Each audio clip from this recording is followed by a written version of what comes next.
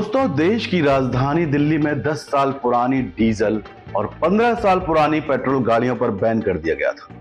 कुछ दिनों पहले आई इस खबर ने पूरे देश में कोहराम मचा दिया। कई तो बड़ी बड़ी गाड़ियों की जब्ती ने सबके होश उड़ा दिए थे।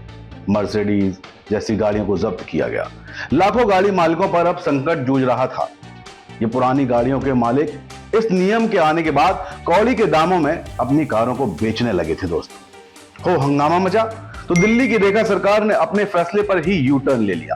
इससे सियासत कहिए चाहे कुछ भी, फिलहाल के लिए लाखों लोगों को राहत मिल गई है, क्योंकि दिल्ली सरकार के इस बड़े यू टर्न के बाद अब 10 साल पुराने डीजल और 15 साल पुरानी पेट्रोल गाड़ियों को ईंधन देने पर रोक लगाने का जो फैसला फिलहाल लिया गया था उसे वापस ले लिया गया है। लेकिन फिलहाल के लिए इस बात को दिमाग में बैठा लीजिए।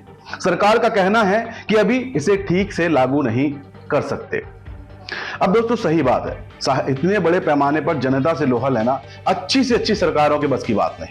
तो चलिए इस मामले पर मैं आपको पूरी तरह से पहले अपडेट कर देता हूं कि अब तक क्या हुआ और अब क्या होने वाला है, और जिन गाड़ियों को जब्त किया गया था उनका क्या होगा।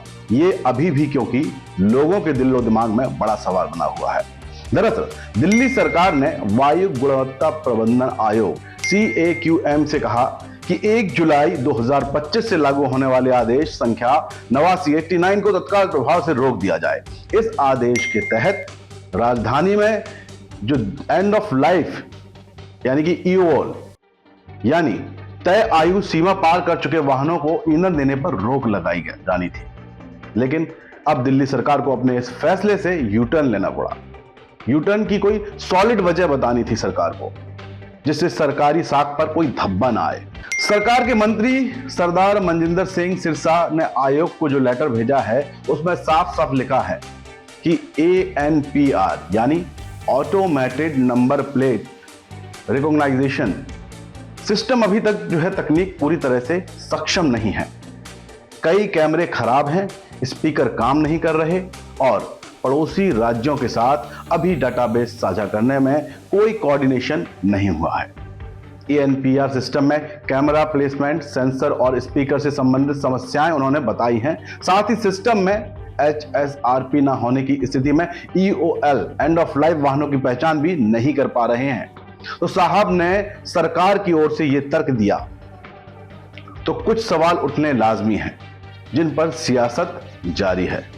चलने दीजिए, सियासत का अपना काम है, सियासत चलती रहेगी। लेकिन जनता सवाल पूछती है कि दिल्ली की रेखा सरकार ने ऐसा क्यों किया, क्योंकि कई सवाल जनता के भी हैं, सिर्फ सियासत से परे। क्या सरकार ने बिना प्लानिंग के इतना बड़ा फैसला ले लिया, या पहले से कोई तैयारी नहीं थी? क्या पब्लिक को परेशान करने के लिए फरमान जारी किया गया था? बीजेपी क्या आपके रास्ते पर ही चल रही है, वही आम आदमी पार्टी जो इस तरह के काम करती है कि बिना तैयारी के कुछ भी फैसला सुना देती है? सर्दियों के आने से पहले क्या इस बार दिल्ली गैस का चैम्बर नहीं बनेगा? ये कोई इसके लिए कोई सॉलिड रणनीति है क्या? क्या दिल्ली का प्रदूषण रेखा सरकार कम कर पाएंगी?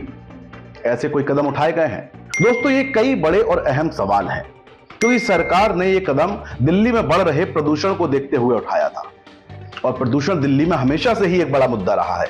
हो सकता है आने वाले समय में ये फिर से लागू हो जाए, लेकिन इस बार पूरी प्लानिंग के साथ सरकार ये करेगी, ऐसी उम्मीद हमें है।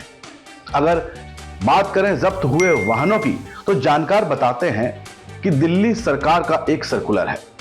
अगर आपको अपने जो जब्त किए वाहन हैं उनको वापस लाना है, जिससे दिल्ली की गाड़ियों को दूसरे राज्यों में ले जाने का नियम बताया गया है। इस सर्कुलर के मुताबिक लोगों को एफिडेविट देना होता है, जिसमें वाहन मालिक बताएंगे कि वो इस गाड़ी को दिल्ली से बाहर ले जा रहे हैं और दिल्ली में फिर कभी नहीं ले आएंगे, ना ही चलाएंगे यहां। इसके साथ ही वो 10,000 का चालान भी भरेंगे। इसके अलावा वाहनों को सीज करने में ट्रांसपोर्ट विभाग द्वारा जो खर्च लगा था वो भी वाहन के मालिक यानी कि ओनर को देना होगा। इसके बाद सीज की गई पुरानी गाड़ी मालिक को गाड़ी के मिल जाएगी, लेकिन इस वाहन को दिल्ली में नहीं चला सकते वो। तो फिलहाल के लिए दिल्ली वालों, आप लीजिए राहत की सांस, लेकिन भविष्य के लिए सतर्क रहिए, क्योंकि इस बार सरकार कोई चूक नहीं करेगी।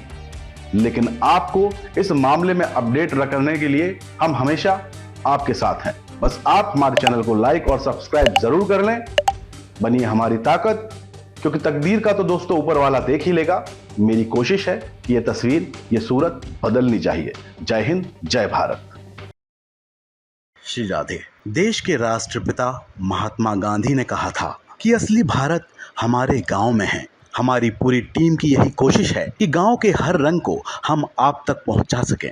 इसलिए बनिए हमारी ताकत, क्योंकि कंक्रीट के जंगलों की चमचमाती दुनिया में गांव अंधकार की ओर जा रहे हैं। देश में स्मार्ट शहर बने, कोई दिक्कत नहीं, पर हम बनाना चाहते हैं स्मार्ट गांव।